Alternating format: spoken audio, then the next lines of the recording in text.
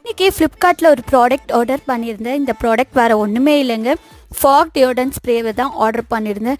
Flipkart ஏன் இப்படி பண்ணிடுச்சு அப்படின்ற மாதிரி தான் எனக்கு ஆயிடுச்சு. எந்த டைமுமே எனக்கு இந்த மாதிரி ஒரு இஷ்யூவை நான் ஃபேஸ் பண்ணதே கிடையாது. இதுதான் நான் ஃபஸ்ட் டைம் இஷ்யூ ஃபேஸ் பண்ணியிருக்கேன். அந்த பாக்ஸுக்குள்ளேயும் செக் பண்ணி பார்த்தேன், அதுலேயும் அவங்க இந்த பாட்டிலோட கேப் அவங்க கொடுக்கவே இல்லை. மொத்தமாக 3 பாட்டிலும் ஆர்டர் பண்ணியிருந்தேன். ஃப்ளிப்கார்ட் ஏன் இப்படி பண்ணிடுச்சு அப்படின்ற மாதிரி எனக்கு யோசிக்க தோணிடுச்சு. எந்த டைமுமே நான் இந்த இஷ்யூ ஃபேஸ் பண்ணதில்லை.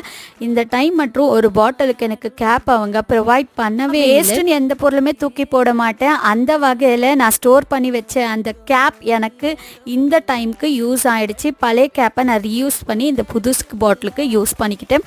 ஏன்னா பழைய வேஸ்ட் பொருளெல்லாம் நான் வந்துட்டு யூஸ் பண்ணி ஒரு கிராஃப்டாக போஸ்ட் பண்ணிவிடுவேன். அந்த சேனலோட லிங்க்கை நான் டிஸ்கிரிப்ஷனில் ப்ரொவைட் பண்ணுறேன், செக் பண்ணி பார்த்துக்கோங்க. தேங்க்யூ.